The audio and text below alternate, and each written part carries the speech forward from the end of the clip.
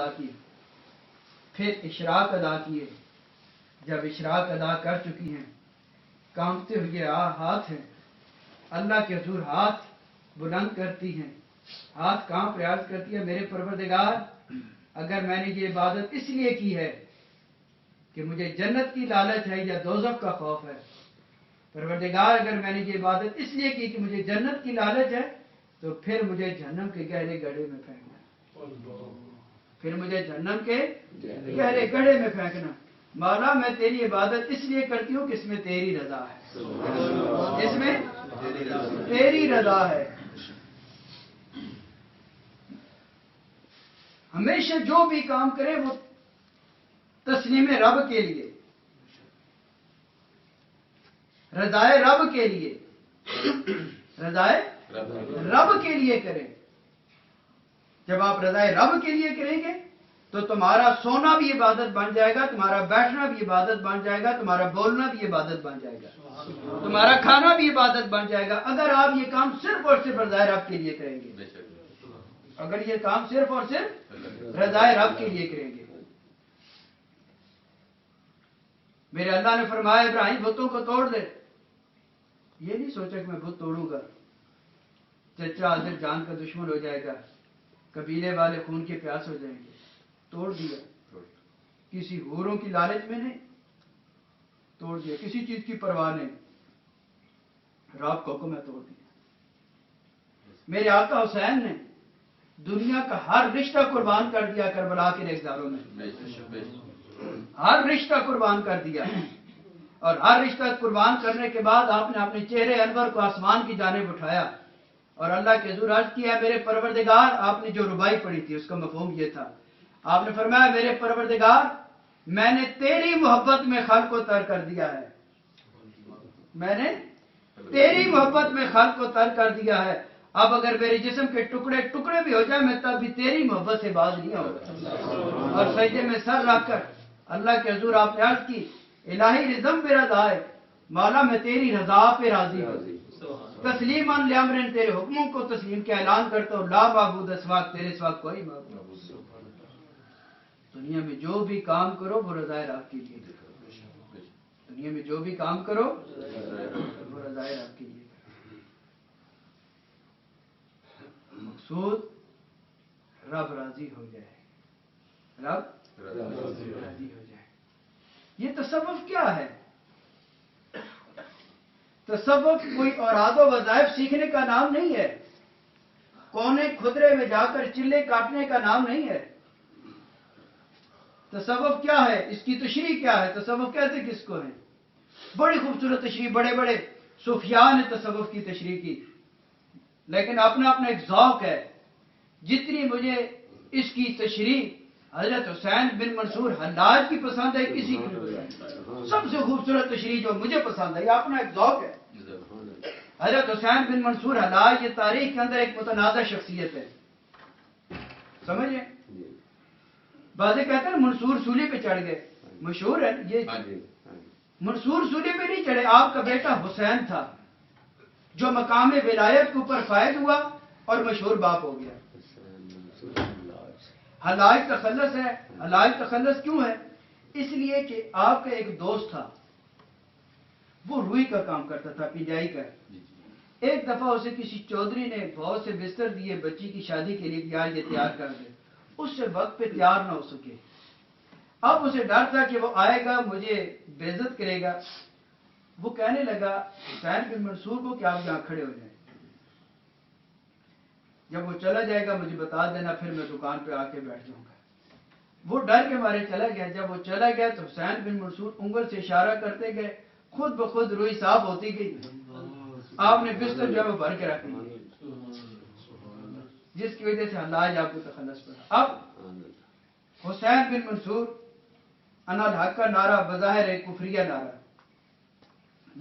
اس کے بارے میں حضرت مجدد الفسانی شاہ احمد سندی ارشاد فرماتے ہیں کہ یہ مقام ہوئی تھا جہاں حسین بن منصور کی ترقی رک گئی، اور جب اس مقام کے اوپر پہنچے تو سوائے رب کے انہیں کوئی اور چیز نظر ہی نہیں آتی تھی. جب ہوش میں آتے تھے اب نمازیں بھی پڑھتے تھے، سب سلسلے کرتے، لیکن یہ کیفیت جب طاری ہوتی تھی تو آپ کے اوپر یہ کیفیت طاری ہونا لاکی. اور ایک اور بزرگ گزرے حضرت ابو الحسن خرقانی رحمۃ اللہ علیہ, انہوں نے کہا تھا سبحانی معاذ و مشانی.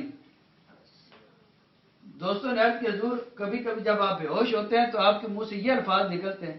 آپ نے ارشاد فرمایا کہ اس کے بعد میں پیر ہونے کے حوالے سے حکم دے رہا ہوں کہ جب میرے اوپر یہ کیفیت آئے تو آپ مجھے قتل کر دینا. یہ کفر ہے.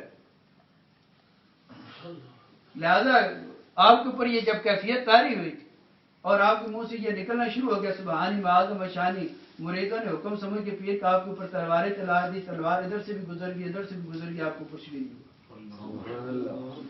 حضرت مجدد پاک علیہ رحمہ کیا فرماتی, یہ مقام بوجھ ہے. تصوف کی دنیا میں جو مدارج ہیں نا, ان کے اندر یہ مقام بوجھ ہے. اور فرماتے ہیں اللہ نے مجھے بھی اس مقام کے اوپر فائز کیا, لیکن میرے اوپر کرم کیا کہ مجھے جلدی اس مقام سے نکال کر اگلی منزل کی طرف لے گئے. اللہ نے مجھے جلدی اس مقام سے نکال دیا. یہ کوئی اتنا بڑا مقام نہیں ہے, سمجھ. اب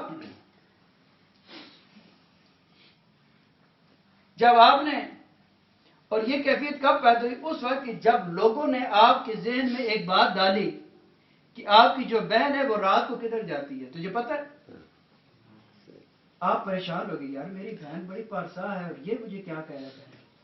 آپ کو تھوڑا سا شک ذہن میں آ گیا. کیا دیکھتے ہیں کہ رات کا وقت ہے, آدھی رات کا وقت ہے, بہن نے مسلح اٹھایا, کھلی جگہ, آپ کا ویرانی جگہ پہ گھر تھا, وہ باہر نکل گئی. آپ پیچھے پیچھے چل گئے کہ یہ جا کہاں رہی ہے. کیا دیکھتے ہیں کہ ایک درخت کے نیچے انہوں نے مسلح بچھایا اور انہوں نے عبادت کرنی شروع کی. آپ کو اپنے اوپر بڑی ندامت ہوئی کہ میں کیا سمجھ رہا تھا اور میری بہن کیا سمجھ. جب انہوں نے عبادت کی تو کیا دیکھتے ہیں کہ ایک انہیں پیالہ آیا. تو جب بہن نے وہ پانی پینا شروع کیا, جو بھی اس میں مشروب تھا اللہ کی طرف سے انہیں ملا, پینا شروع کیا. تو جب انہوں نے یہ دیکھا تو دور سے آواز دی, بہن یہ سارا نہ پینا, میرے لیے چھوڑ دینا. جب انہوں نے وہ پانی پیا تو اس کے بعد یہ کیفیت آپ کے اوپر طاری. اب جب آپ نے یہ نعرہ لگایا تو آپ کے استاد تھے حضرت شبلی رحمۃ اللہ علیہ. انہوں نے کہا حسین بن منصور, مجھے معلوم ہے یہ تیرے اوپر ایک کیفیت طاری ہوتی ہے, لیکن ایک چیز میں دیکھ رہا ہوں کہ علماء تیرے مخالف ہو جائیں گے اور یہ تجھے قتل کرا دیں گے. آپ نے ارشاد فرمایا کہ استاد جی آپ بالکل ٹھیک کہہ رہے ہیں, اور جو میں چیز دیکھ رہا ہوں وہ یہ ہے کہ جب علماء میرے خلاف تحریک چلائیں گے, میرے خلاف فتویٰ لکھا جائے گا, تو اس فتوے کے اوپر سب سے پہلے خط بھی آپ کے ہوں گے جو آج مجھے نصیحت دے رہے ہیں. آج جو مجھے نصیحت کر رہے ہیں, مجھے یہ بھی معلوم ہے کہ جب میرے خلاف فتویٰ لکھا جائے گا تو سب سے پہلے دستخط بھی آپ ہی کے ہوں گے. ایسے ہوا جب تحریک چلی, علماء نے آپ کے خلاف فتویٰ لکھا تو فتوے کے اوپر سب سے پہلے دستخط حضرت شبلی رحمۃ اللہ علیہ نے. اب بڑے لمبی بات, حسین بن منصور علاج کو سولی پہ چڑھانے کا وقت آ گیا. اب جو میں تصوف کی تشریح کی طرف اصل جو بات شروع کی, یہ ضمن آپ کی شخصیت کے اوپر روشنی ڈالی. جب آپ کو سولی پہ چڑھائے جانے کا وقت آیا, حضرت شبلی رحمۃ اللہ علیہ قریب گئے. انہوں نے کہا حسین بن منصور تجھے سولی پہ چڑھانے لگے, جاتے ہوئے مجھے یہ تو بتا دے تصوف کس کو کہتے ہیں. یہ بتا تصوف کس کو کہتے ہیں. آپ نے ارشاد فرمایا استاد محترم, بڑے خوبصورت موقع پر آپ نے سوال کیا, اس سے بہتر اور کوئی اچھا موڑ نہیں تھا کہ میں اس کی تشریح کر سکتا. جناب میرے نزدیک تصوف یہ ہے, تصوف یہ ہے کہ مجھے معلوم ہے یہ جتنے لوگ کھڑے ہیں, یہ جتنے لوگ کھڑے ہیں, یہ سب اس انتظار میں ہیں, بیٹھے یہ اس انتظار میں ہیں کہ مجھے سولی پہ چڑھا دیا جائے گا. اور مجھے معلوم ہے کہ اب میرے پاؤں میری پنڈلیوں سے, میری پنڈلیاں میرے ٹانگوں سے, میری ٹانگیں میرے جسم سے جدا کر دی جائیں گی. میری انگلیاں میرے ہاتھوں سے, میرے ہاتھ میرے بازوؤں سے, میرے بازو میرے جسم سے جدا کر دیے جائیں گے. میرے کان کاٹ دیے جائیں گے, ناک کاٹ دیا جائے گا, آنکھیں نکال دی جائیں گی, میرے جسم کا مسئلہ کر دیا جائے گا. لیکن استاد ایک چیز کا خیال رکھنا, جب یہ ساری کیفیتیں دیکھتے رہنا, آپ کو میرے ماتھے کے اوپر کبھی شکن نظر نہیں آئے گا. سبحان اللہ. آپ کو میرے ماتھے کے اوپر کوئی شکن نظر نہیں آئے گا. اگر میرا رب اس بات پہ راضی ہوتا ہے کہ حسین بن منصور کی آنکھیں نکال دی جائیں، حسین بن منصور کے کان کاٹ دیے جائیں، ناک کاٹ دیے جائیں، ہاتھ بازو کاٹ دیے جائیں، اگر میرا رب اس بات پہ راضی ہوتا ہے تو میرا تو ایک ہی مقصد ہے، وہ راضی ہو جائے۔ اگر وہ اس بات پہ راضی ہوتا ہے تو مجھے اور کیا چاہیے؟ میں تو یہی چاہتا ہوں کہ وہ راضی ہو جائے۔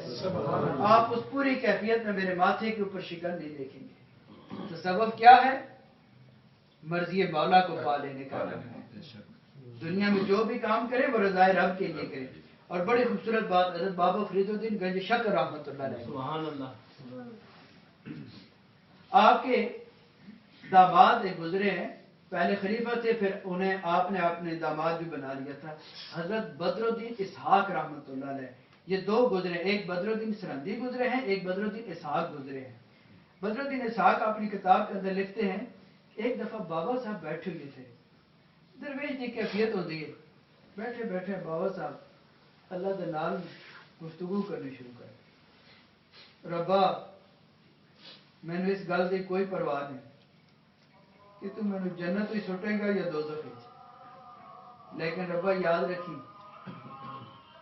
اگر میں نے دوزخ وچ سٹیا گیا تو میں دوزخ وچ جا کے کہو جی آہ نکالا گا جہدے نال دوزخ دی ساری آگ بجھ جائے گی۔ اے بابا صاحب کا اب مقصد کیا ہے؟ اس کا یہ مطلب وہاں جا کر وہ پھونکے مارنا شروع کر دیں گے۔ مقصد یہ کہ میں اس آگ کو تیری رضا سمجھ کے قبول کر لوں گا، اس آگ کو تیری رضا سمجھ کے قبول کر لوں گا۔ اور بندہ جلدہ پہ ہوئے تو وہندہ اپنے رب نو پہ ہوئے کہ رب خوش ہو رہے ہیں، تو میرے دوستوں بندے نے پتہ چلتا ہے میں جا رہے ہیں کہ قرآن پاک کی دلیل اس کے اوپر موجود ہے کہ جب زنان مصر نے زلیخا کے اوپر الزام لگانا شروع کیا کہ اس نے اپنے غلام کے ساتھ ناجائز تعلق رکھے ہوئے ہیں، تو کیا کیا جناب زلیخا نے؟ ایک باغ کے اندر اہتمام کیا، تمام شہزادیوں کو دعوت دے دی۔ جب شہزادیاں باغ میں آئیں، دعوت کھانے لگی تو آپ نے ہر ایک کے ہاتھ میں ایک تیز دھار چھری اور ایک سیب دے دیا کہ اسے کاٹو۔ انہوں نے سیب کھانے جب شروع کیے، قرآن کہتا ہے، کوئی تاریخی بات نہیں ہے، قرآن کہتا ہے کہ ادھر انہوں نے یوسف علیہ نبیہ ناکنگل سے اشارہ کہہ کر کے سامنے سے گزرو۔ جب یوسف علیہ السلام ان شہزادیوں کے سامنے سے گزرے، قرآن کہتا ہے فلما رأیتہ اکبرنہ وقطعن ایدیہن وقلن حاش للہ ما ھذا بشر ان ھذا الا ملک کریم۔ مصر کی عورتوں کی جب نظر حسن یوسف کے اوپر پڑی تو کیا کیا؟ وقطعن ایدیہن، انہوں نے اپنی انگلیاں کاٹ دی۔ جب انگلیاں کٹیں، انسان کو کانٹا چبھے تو تکلیف ہوتی ہے، انگلیاں کٹیں خون بھی نکلتا ہے، درد بھی ہوتا ہے، لیکن انہوں نے ہائے کی نہ وائے کی، بلکہ کیا کہا؟ حسن یوسف کے اندر اتنی محب ہو گئی تھی، حسن یوسف کے اندر اتنی گم ہو گئی تھی، کہنے لگے کہ یہ انسان نہیں، ان ھذا الا ملک کریم، یہ انسان نہیں، یہ فرشتہ ہے۔ اگر حسن یوسف کی یہ شان ہے، پھر اس رب کے اپنا کتنا حسن ہوگا جس نے یوسف علیہ نبینا کو اتنا عظیم بنا کر، پھر انسان اس کے جلووں میں گم اور پتہ چلتا ہے میں کس جگہ کھڑا ہوں، اسے تو اپنی ہوش ہی نہیں ہوتی۔ تو دوستو عرض کرنے کا جو میرا مقصد اور مفہوم تھا وہ یہ ہے کہ جو بھی کام کرو وہ رضائے رب کی خاطر کرو۔ اب وہ پورا مسئلہ سمجھ آ گیا، پورا مسئلہ سمجھ کہ دنیا میں جو بھی کام کرو رضائے رب کے لیے کرو۔ تمہارا مرنا، تمہارا جینا، تمہارا کھانا، تمہارا پینا، تمام معاملات زندگی للہ رب العالمین، اللہ کی ذات کے لیے ہونے چاہیے۔ ان حوروں کے چکروں سے نکل جاؤ، سمجھ گئے؟ اصل مقصد کیا ہے؟ وہ راضی ہو جائے، وہ راضی ہو جائے۔ مسلمان لالچی نہیں ہونا چاہیے، مسلمان تو مجاہد ہونا چاہیے، مسلمان مجاہد ہونا چاہیے۔ یہ اگر جنت میں اس لیے جانا چاہتے ہیں، ہمارا تو ایک ہی مقصد ہے، ہم تو اس جگہ رہنا چاہتے ہیں جہاں مدینے والے کا قرب نصیب ہو جائے، جہاں مدینے والے کا قرب نصیب ہو جائے۔ اللہ ہم سب کو دین سمجھنے کی توفیق عطا فرمائے۔ یہ نعت شریف یہ ایک ذریعہ ہے قرب خدا بندی کا، اس لیے جب بھی نعت شریف سنو، نعت شریف کی اپنی ایک سر ہے، نعت شریف کی اپنی ایک لے ہے۔ ذہن میں رکھنا چاہیے کہ ہم رسول اللہ کی بارگاہ میں حاضر ہیں، اور یہاں جب ناشی پڑی جاتی ہے پہلے ہی انسان کا ذہن چلا جاتا ہے. اور میرے رائنا تو حافظ صاحب پہنچ گئے. ہاں جی. مجھے بتاؤ پھر اس خرچ کرنے کا کوئی فائدہ ہے؟ نہیں. اس چیز کا کوئی فائدہ ہے؟ بہت اچھا کیتا ہے. اور ایک دفعہ فیصل آباد میں سنگی چورے شیف میں بیٹھے تو میرے کو ڈال ہے کو میرے مرید نہیں سن دوسرے پیران کے مرید سن. وہ ویسے آئے میرے کو. میں نے کہنے لگی کہ حضور فلاں محفل جو ناشی پڑی گئی بارے تھوڑا کی خیال ہے؟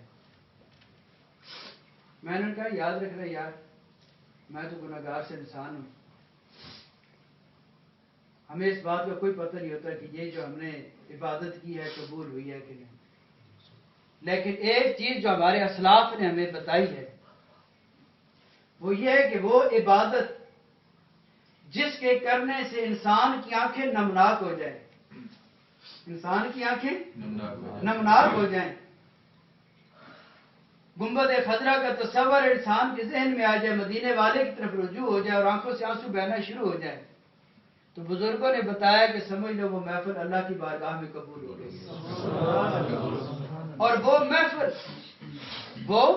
محفل جس کے کرنے سے انسان کے ہاتھ اور پاؤں میں جنبش آنا شروع ہو جائے, ہاتھ پاؤں ہلنا شروع ہو جائے, رقص و سرور کی کیفیت شروع ہو جائے, تو سمجھ لو وہ محفل رحمان کی بارگاہ میں قبول نہیں بلکہ وہ شیطان کے دربار قبول ہے.